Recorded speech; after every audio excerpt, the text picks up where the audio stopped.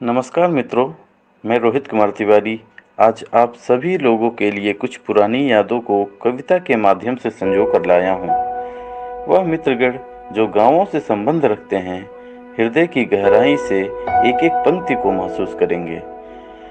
रोटी और कपड़ा के लिए सभी गांवों को छोड़कर शहर की तरफ आते हैं और फिर जीवन की दौड़ में धीरे धीरे गांव से दूर होते जाते हैं। परंतु जीवन में ऐसे बहुत क्षण आते हैं जब गांव के बचपन की याद बरबस ही आ जाती है।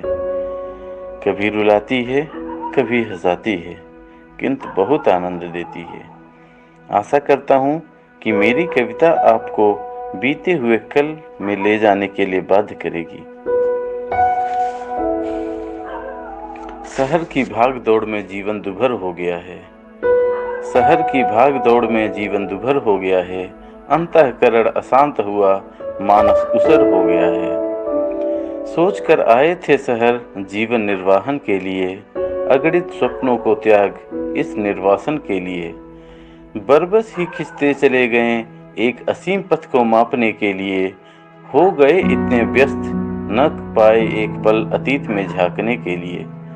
इस रोटी की दौड़ इतनी लंबी हो गई, पर मार्ग अभी अधूरा है। न जरूरतें ही पूरी हुई, न अभिप्राय ही हुआ पूरा है। बैठा था एक दिन भरे मन से, कुछ स्वर्णिम अध्याय लिए इस जीवन के। बरबस ही मुस्कान चेहरे पर आ गई, जब बचपन की मिठास वर्तमान को हिला गई। वो गांव का बचपन भी कितना प्यारा था, हर बंधनों से दूर जब सारा क्षितिज हमारा था। उठ जाते थे भोर में जब मुर्गे बाग देते थे, टोली बनाकर मित्रों की फिर खेतों की दूरी नाप लेते थे। टूथब्रश नहीं था, बस दातून से काम चलाते थे, रगड़ रगड़ कर दांतों को भी क्या खूब चमकाते थे।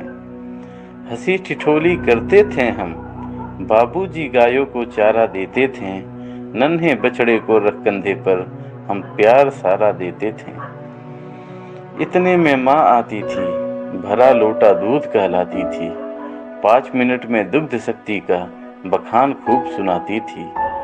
पी जाते थे एक सांस में फिर, देख कर वह मुस्काती थी, बचपन के कोमल देह को कितना सुदृढ़ बनाती थी। इतने में सूर्योदय होता था, किरणों से अपनी लाल मोती पिरोता था। दौड़ जाते थे जब ट्यूबवेल की आवाज़ आती थी, दौड़ जाते थे जब ट्यूबवेल की आवाज़ आती थी, अपने अंतर में स्नान करने मानो वह बुलाती है। सारे मित्र ही होते थे जो सभी वहाँ होते थे, सारे मित्र ही होते थे जो सभी वहाँ होते थे। ना होता था कोई भेदभाव, सब तो समान ही होते थे। उच्च श्रृंखलता और शरारत का वह संगम होता था, बाल रूप का वह समागम बड़ा विहंगम होता था।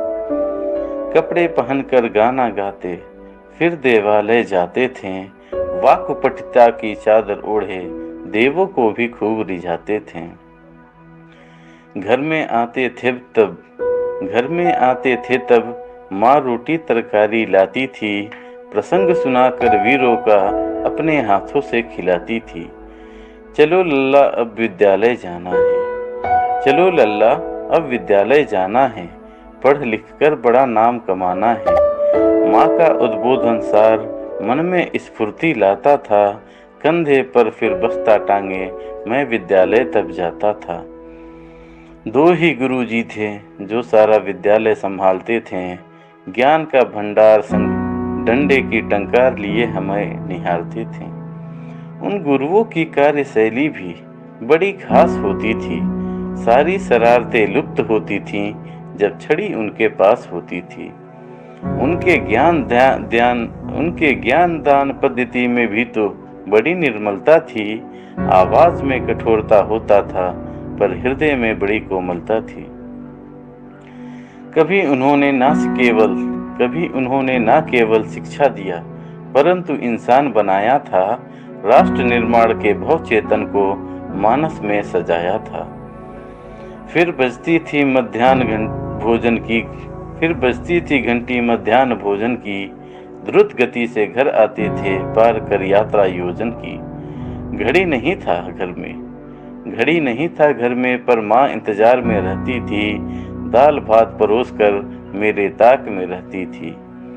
दाल भात फिर जल्दी से खाकर फिर विद्यालय आ जाते थे। भोजन की गर्मी से कभी कभी पलक स्वयं झपक जाते थे। छिपकर कितना भी जब झपकी लेते, नजर गुरुजी की पड़ जाती थी। उनके छड़ी के स्मरण मात्र से तंद्रा वापस आ जाती थी। दिन भर की पढ़ाई के बाद वापस घर को आते थे। फेंक बस्ता वारामदे में खेल के मैदान में चले जाते थे। बाबू खेल खेल कबड्डी और खो खो, खेल कबड्डी और खो खो रक्त में ज्वार भर लेते थे। कुछ ठिठोलिया कर मित्रों संग वापस घर की ओर डगर कर लेते थे। बाबूजी खेतों से आए, द्वार पर बैठे दिखते थे। बाबूजी खेतों से आए, द्वार पर बैठे दिखते थे। ललाट पर पेशानी भरे कुछ हिसाब लिखते दिखते थे। देखकर मुझे वह हिसाब दरकिनार करते थे। अपने कष्टों से क्षण भर विचार करते थे। कैसा रहा दिन लल्ला, गुरुजी ने क्या पढ़ाया? ढेर सारे प्रश्न पूछकर मुझे समीप बैठाया। एक क्षुद्र वार्ता के पश्चात मुझे घुमाने ले जाते थे। गांव के छोटे से हाट में संपूर्णता दिखाने ले जाते थे। जैसा कि मित्रों आपको मालूम है, गांव के जो बाजार होते हैं, जिन्हें हम हाट कहते हैं, शाम के समय बड़े खूबसूरत प्रतीत होते हैं। गांवों का हाट भी शामों में क्या खूब सजा होता था। गांवों का हाट भी शामों में क्या खूब सजा होता था। चहुओं और छोटी इकाइयों में भव्यता खूब बड़ा होता था। गट्टों का प्रचार होता था। गट्टे चीनी के सफेद मिष्ठान होते हैं, जिन्हें हम देसी मिठाई भी कहते हैं। गट्टों का प्रचार होता था, लखठों का संसार होता था। जलेबी नाचती थी कड़ाही में, बतासों का लगा पहाड़ होता था। दे लालिमा इमरती को जब हलवाई चाशनी में डुबोता था, मिठास भर जाती थी हवा में, मुंह में पानी आ जाता था।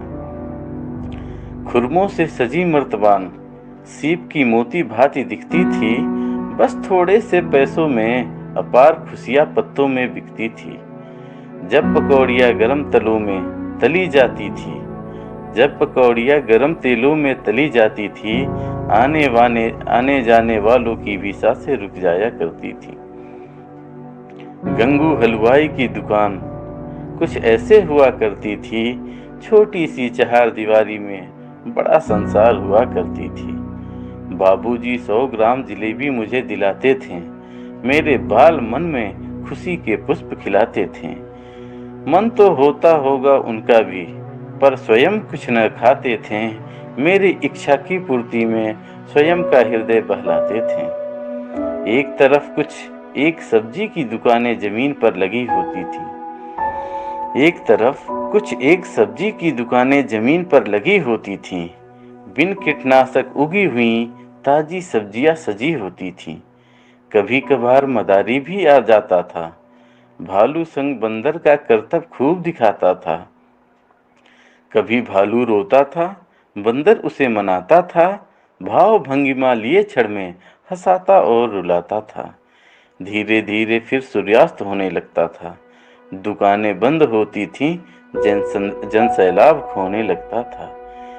कुछ क्षण में ही अंधेरा छा जाता था। हर ने जिसको घरों में लालटेन लटक जाता था। लेकर कॉपी किताब लालटेन समीप में पढ़ने बैठ जाता था। गुरुजी के पढ़ाए अध्यायों को सस्वर दोहराता था। पढ़ते हुए थोड़ी झपकी आई तो बाबूजी टोक देते थे। दिन भर के थकान से उपजी निद्रा प्रवाह को रोक देते थे। जब पढ़ने बैठते थे हम, कभी कभी आंखें अपने आप निद्रा के आगोश में चली जाती थी। तब तक बाबूजी कहते थे, अरे बेटे, दिन में पढ़े, स्कूल गए हो, फिर खेले हो, थोड़ा समय खुद से पढ़ भी लिया करो। पढ़ते हुए थोड़ी झपकी आई तो बाबूजी टोक देते थे। दिन भर के थकान से उपजी निद्रा प्रवाह को रोक देते थे। बिन खाए न सोना लल्ला, बिन खाए न सोना लल्ला, माँ रसोई से आवाज लगाती थी। 2 गुने वेग से काज निपटा भोजन वह लगाती थी। जमीन पर दरी बिछाकर बाबूजी संग मुझे वहां बैठाती थी। सप्रेम भोजन हमें कराकर निश्चल संतोष वह पाती थी। सोने के लिए बरामदे में ही चरपाई लग जाती थी। ठंडी हवा के झोंकों से नींद शीघ्र ही आ जाती थी। सोने के लिए बरामदे में ही चारपाई लग जाती थी। ठंडी हवा के झोंकों से नींद शीघ्र ही आ जाती थी। ना कोई चिंता थी, बस अपनी धुन में मगन रहते थे। हम तो स्वच्छंद पक्षी की भांति उन्मुक्त गगन में उड़ते थे। इस तरह एक दिन निकल जाता था। 8 पहर में ही असंख्य विस्मरण दे जाता था। जैसा कि हम जानते हैं, हमारा देश ग्राम प्रधान देश है और गांवों के पर्वों का उल्लेख किए बिना गांवों के बारे में हम कुछ नहीं कह सकते हैं। तो इसीलिए गांवों के बारे में कहने के लिए हमें उनमें आयोजित पर्व और उनके लोगों के द्वारा मनाए गए पर्वों का पर भी प्रकाश डालना काफी जरूरी हो जाता है। पर्व भी तो गांवों में क्या खूब मनाए जाते थे।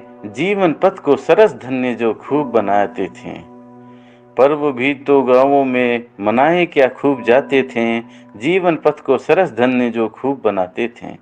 याद आता है बचपन में जब दिवाली आती थी। देसी मिठाइयों और छोटे पटाखों से दुकानें सज जाती थीं। चीनी झालर और लड़ियाँ तब ना हुआ करते थे। चीनी झालर और लड़ियाँ तब ना हुआ करते थे। कुम्हार के यहाँ से लाए दीपक ही जला करते थे। 10 दिन पहले से ही घरों में सफाई प्रारंभ होता था। गांवों में नवीनता दिखती थी जब रंग रोगन प्रारंभ होता था। बाहर शहर में कमाने वाले भी आया करते थे। चंद दिन की छुट्टी में स्मरण पल ले जाया करते थे। बाहर शहरों में कमाने वाले भी आया करते थे। चंद दिन की छुट्टी में स्मरण पल ले जाया करते थे। फिर होली आती थी, परस्पर वैमनस्यता बुलाती थी। हफ्ते भर पहले से ही पकवान बनना प्रारंभ होता था। दर्जी की दुकान पर नए कपड़े सिलना आरंभ होता था। गांव की नालियां धूल खेल में ही साफ हो जाया करती थीं। बूढ़े बुजुर्गों संग की गई शरारत भी माफ हो जाया करती थी। खेल कर होली नदी में नहाने जाया करते थे। फिर नए कपड़े पहन बड़ा इतराया करते थे।